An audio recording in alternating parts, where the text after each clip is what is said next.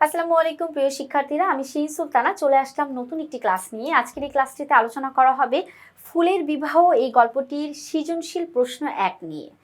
আমরা জানি সৃজনশীল প্রশ্ন আমাদের আসবে, একটা সৃজনশীল একটা উদ্দীপক থাকবে, সেটার জন্য 4টা প্রশ্ন থাকবে, ক খ গ ঘ। এটাই তো সৃজনশীল। তো ফুলের বিবাহর আমরা আজকে প্রথম সৃজনশীল নিয়ে আলোচনা করব। তো চলো আমরা এক নজরে দেখে নিই। তো এখানে দেখো একটা প্রশ্ন আছে, উদ্দীপকটা একটু পড়ি আমরা। জব্বার সাহেবের 4 মেয়ে। ভালো কথা, জব্বার সাহেবের কয় মেয়ে? 4 মেয়ে। লিলি, কণা, নিশি, কবিতা। তারা সবাই বিবাহযোগ্য হলেও অভাবের সংসারে তিনি তাদের বিয়ে দিতে পারছেন না। বিয়ের সম্বন্ধ আসলেও পাত্রপক্ষের চাহিদা মতো যৌতুকের টাকা দিতে না পারায় জব্বার সাহেব এখন চরম হতাশায় ভুগছেন। এবার এসে আমরা কতে। বঙ্কিমচন্দ্র চট্টোপাধ্যায়ের লেখা প্রথম উপন্যাস কোনটি? আমাদের প্রথম প্রশ্ন কি, বঙ্কিমচন্দ্র চট্টোপাধ্যায়ের লেখা প্রথম উপন্যাস কি? আমরা একটু দেখি। ক নাম্বার প্রশ্ন, বঙ্কিমচন্দ্র চট্টোপাধ্যায়ের লেখা প্রথম উপন্যাস হলো দুর্গেশ নন্দিনী। তো আমরা এইভাবে শেষ করলাম কি, দুর্গেশ নন্দিনী। এবার আমরা দ্বিতীয় নাম্বার প্রশ্ন যাই। খ, বর অতি সুপাত্র কথাটি দ্বারা কি বোঝানো হয়েছে? আমাদের গল্পেরই বর অতি সুপাত্র। এখন আমরা একটা 2 নাম্বার, যেহেতু আমাদের খ নাম্বার হচ্ছে 2 নাম্বার, আমরা 2টা প্যারা করে লিখবো।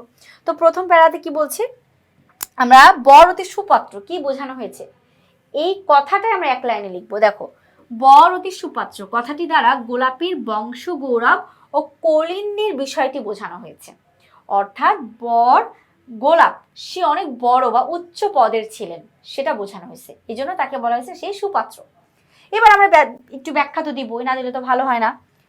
ফুলের বিবাহ রচনায় নসিবাবুর ফুল বাগানে বসে থাকা কমল কাকা কল্পনায় বিয়ে প্রত্যক্ষ করেন বা দেখেন। বিয়ের কনে মল্লিকা ফুলের জন্য ঘটকরাজ ভ্রমর এক পাত্রীর সন্ধান নিয়ে আসেন। পাত্র গোলাপ, বাঞ্চামালির সন্তান গোলাপ। বাঞ্চামালি মনে হচ্ছে যে শাখায় অনেক ফুল ফোটে, সেটাকে বোঝায়। বংশগৌরব বড় কুলীন, মানে অনেক ভালো বংশ। বাঞ্চামালি নিজ হাতে তাকে রোপণ করেছেন। এই জন্যই প্রশ্নোক্ত উক্তির মাধ্যমে গোলাপকে অনেক গুণের অধিকারী একজন সুপাত্র হিসেবে দাবি করেছে। ঘটকরাজ ভ্রমর কনের পিতার সম্মতি আদায়ের চেষ্টা করেন। ঘটক তারা তো অনেক কিছুই ঘুরিয়ে ফিরিয়ে বিয়ে দেওয়ার জন্য অনেক কিছু বলে। তো মেয়ে মল্লিকা, মেয়ের যে কন্যা ছিল, তার বাবাকে সে পাত্র ঘটকের বিস্তারিত অনেক কিছু তুলে ধরছিলেন, যে তার এটা আছে, তার সেটা আছে, তার ওটা আছে ইত্যাদি। আচ্ছা, তো আমাদের খ নাম্বারটা শেষ হলো, আশা করি তোমরা এটা বুঝেছো। এবার আমরা যাব গ নাম্বার। উদ্দীপকের সাথে ফুলের বিবাহ রচনার সাদৃশ্যপূর্ণ দিকটি তুলে ধরো। আমরা উদ্দীপকে দেখেছি যে জব্বার সাহেবের 4টা মেয়ে, তিনি বিয়ে দিচ্ছেন। অনেক সময় টাকা পয়সার জন্য, যৌতুকের জন্য তিনি বিয়ে দিতেও পারছেন না। তো এই ঘটনার সঙ্গে আমাদের গ নাম্বার বা আমাদের ফুলের বিবাহ সাদৃশ্য কি? তাহলে একটু প্রশ্নটা দেখি, উত্তরটা দেখি, সাদৃশ্য কি। দেখো, কন্যা ভারগ্রস্ত পিতৃত্বের দিক থেকে উদ্দীপকের জব্বার সাহেবের সাথে ফুলের বিবাহ রচনার মল্লিকা ফুলের পিতার খুব সুন্দর একটা সাদৃশ্য রয়েছে। কার সাদৃশ্য রয়েছে? মল্লিকা ফুলের পিতার সাদৃশ্য রয়েছে জব্বার সাহেবের সঙ্গে। ফুলের বিবাহ রচনায় মল্লিকা ফুলের বিয়ের সম্বন্ধ চলছিল। মল্লিকা ফুল দরিদ্র পিতার কন্যা এবং তার পিতার আরো বিবাহযোগ্য কন্যা রয়েছে। অনেকের সাথেই তার বিবাহ সম্বন্ধ হলো, কোনোটি স্থির হচ্ছিল না। স্থলপদের সাথে তার বিয়ের কথা হলো, স্থলপদ বিয়েতে রাজি হচ্ছিল না। জবা ফুল বিয়েতে রাজি হয়ে কিন্তু সে খুব রাগী স্বভাবের জন্য কন্যার পিতা তার কাছে কন্যা বিয়ে দিতে আগ্রহী ছিল না, বিভিন্ন কারণে। এবার দেখো উদ্দীপকের সঙ্গে আমরা কি মিলাবো, একটু গ্যাপ দিয়ে লিখবো, ঠিক আছে? যেহেতু 3 নাম্বার, আমরা 3টা প্যারা লিখবো। প্রথম লাইনে আমরা লিখবো প্রশ্নে কি চেয়েছে সেটা, সেকেন্ড লাইনে আমরা লিখবো আমাদের মূল গল্পে কি আছে সেটা। এবার থার্ড লাইনে উদ্দীপকের জব্বার সাহেবের 4 কন্যা লিলি, কণা, নিশি এবং কবিতা। ফাইন। জব্বার সাহেবের 4 কন্যায় বিবাহযোগ্য, কিন্তু অভাবের তাড়নায় কন্যাদের পাত্রস্থ করতে পারছেন না। বিয়ের সম্বন্ধ আসলেও পাত্রপক্ষের চাহিদা মতো যৌতুকের টাকা দিতে না পারায় জব্বার মিয়া হতাশ হয়ে পড়েন। এরপর দেখো, ফুলের বিবাহ রচনায় আমরা যেটা দেখতে পাই, মল্লিকার পিতাও জব্বার সাহেবের মতো একজন কন্যা ভারগ্রস্ত পিতা। তাই কন্যা ভারগ্রস্ত পিতৃত্বের দিক থেকে উদ্দীপকের জব্বার সাহেবের সাথে ফুলের বিবাহ রচনার মল্লিকা ফুলের পিতার একেবারে সুন্দর সাদৃশ্য রয়েছে। তো ঠিক এইভাবেই ছোট্ট করে 3টা প্যারা করে আমরা মেন কথাটা লেখার চেষ্টা করব আমাদের একটা সৃজনশীল প্রশ্নে। তো আশা করি তোমরা সকলে বুঝতে পেরেছো। এবার আমরা যাব এই সৃজনশীল প্রশ্নের লাস্ট প্রশ্নতে, অর্থাৎ 4 নাম্বার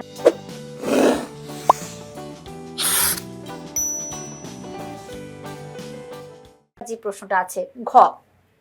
এখানে কি বলেছে দেখো, ফুলের বিবাহ রচনায় হাস্যরসের মাধ্যমে সমাজের এক কঠিন বাস্তবতা তুলে ধরা হয়েছে। উদ্দীপকের আলোকে উক্তিটি বিশ্লেষণ করো। আচ্ছা, উদ্দীপকের আলোকে আমরা উক্তিটি কিভাবে বিশ্লেষণ করব সেটা একটু দেখি। দেখো, ঘ নাম্বার প্রশ্ন আমরা কিভাবে সাজিয়েছি, তোমরা ঠিক সেভাবে লিখবা। 4 নাম্বার প্রশ্নের জন্য আমরা 4টা প্যারা করে লিখবো, অর্থাৎ উদ্দীপকের সঙ্গে আমাদের কি বুঝাইছে সেটা আমরা লিখবো। তারপরে সেকেন্ড প্যারাতে আমরা মূল গল্পটি সম্পর্কে আলোচনা করব। থার্ড প্যারাতে উদ্দীপক এবং উদ্দীপক নিয়ে মিলাবো। লাস্টের যে প্যারাটি থাকবে সেখানে আসলে গল্পে কি বলেছে সেটা নিয়ে আমরা আলোচনা করব। তো এখন দেখো, ফুলের বিবাহ রচনায় হাস্যরসের মাধ্যমে কন্যা ভারগ্রস্ত পিতাদের অসহনীয় বিড়ম্বনার মতো সমাজের এক কঠিন বাস্তবতা তুলে ধরা হয়েছে। ফুলের বিবাহ রচনায় হাস্যরসের আড়ালে সমাজের এক কঠিন বাস্তবতা, বিশেষ করে যৌতুক প্রথা ও সামাজিক বৈষম্যকে তুলে ধরা হয়েছে। দেখো, আমি 4 নাম্বার প্রশ্নে 2টা লিখেছি, তোমাদের যেটা ভালো লাগে তোমরা সেটা আনসার করবা। এরকম যদি প্রশ্ন আসে আমরা 2টা ভাবে উত্তর দিতে পারি। 1, ফুলের বিবাহ রচনায় হাস্যরসের মাধ্যমে কন্যা ভারগ্রস্ত পিতাদের অসহনীয় বিড়ম্বনার কথা প্রকাশ পেয়েছে, মানে ছেলেপক্ষ এটা যাচ্ছে সেটা যাচ্ছে এরকম একটা দিক। অথবা তুমি লিখতে পারো, ফুলের বিবাহ রচনায় হাস্যরসের আড়ালে সমাজের এক কঠিন বাস্তবতা, বিশেষ করে যৌতুক প্রথা সামাজিক বৈষম্যকে তুলে ধরা হয়েছে। 2টাই যে লিখতে হবে তা না, যে কোনো একটা তুমি লিখতে পারো। তোমাদের সহজে বোঝার জন্য আমি এখানে 2টাই ব্যবহার করেছি। ফুলের বিবাহ রচনায় মল্লিকা ফুলের বিয়ের কথাবার্তা চলছে। মল্লিকা ফুলের বাবা অতি দরিদ্র এবং তার বিবাহযোগ্য আরো অনেক কন্যা আছে। বিয়ের নানা সম্বন্ধ এসেছিল। গোলাপ, স্থলপদ, জবা পাত্র হিসেবে প্রস্তাব দিয়েছিল।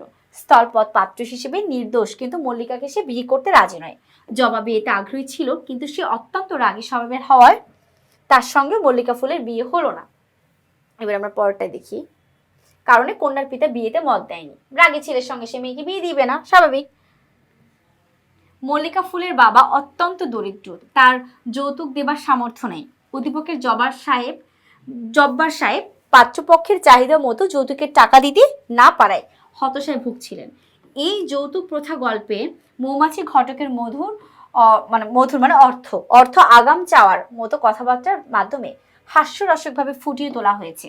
গোলাপকে সুপাত্র হিসেবে তার বংশ গৌরব ও কলিন্যের বাঞ্চামালী নিজ হাতে রোপণ করা কারণে দাবি করা হয়, যা সমাজে গুণের চেয়ে বংশ পরিচয়কে বড় দেখার মানসিকতাকে ব্যঙ্গ করে। আর এভাবেই আমাদের এটা সুন্দর করে বলা হয়েছে। লাস্টের প্যারাটে উদ্দীপকের জব্বার সাহেব ও মল্লিকা পিতার মতো একজন কন্যা ভারগ্রস্ত পিতা। কন্যার বিয়ে নিয়ে তিনি চিন্তিত। অভাবের কারণে তিনি পাত্রপক্ষের চাহিদা মতো যৌতুকের টাকা দিতে পারেন না, ফলে তিনি তার কন্যাদের বিয়ে দিতে পারছেন না। যথাসময়ে কন্যাদের বিয়ে দিতে না পারলে সামাজিকভাবে একজন পিতাকে নানা বিড়ম্বনার সম্মুখীন হতে হয়। এর রচনাটি ও উদ্দীপক প্রমাণ করে যে হাস্যরস ও রূপকের মাধ্যমে লেখক বঙ্কিমচন্দ্র চট্টোপাধ্যায় তৎকালীন সমাজের অমানবিক প্রথা ও বৈষম্যকে সমালোচনা কেন্দ্রে এনেছেন। তো এই ছিল আমাদের প্রথম সৃজনশীল প্রশ্ন। এটা কিন্তু খুবই সহজ। 4টা প্রশ্ন। ক নাম্বার 1 নাম্বার আমরা 1 লাইনে লিখবো। খর জন্য 2 নাম্বার আমরা 2টা প্যারা করে লিখবো। গতে 3 নাম্বার আমরা 3টা প্যারা করে লিখবো। ঘতে 4 নাম্বার আমরা 4টা প্যারা করে লিখবো। আর আমাদের এই ইজি বাংলা বইটিতে অবশ্যই ঠিক সেভাবেই সাজানো হয়েছে যেভাবে তোমার বোর্ড পরীক্ষায় লিখলে তুমি 10-এ 10 পাবে। তো আশা করি সবাই বুঝতে পেরেছো আমাদের প্রথম সৃজনশীলটা। এখন এখানেই শেষ করব, পরবর্তী প্রশ্ন নিয়ে খুব দ্রুতই হাজির হব। সে পর্যন্ত সকলে ভালো থেকো, সুস্থ থেকো, নিরাপদে থেকো। আল্লাহ হাফিজ, আসসালামু আলাইকুম।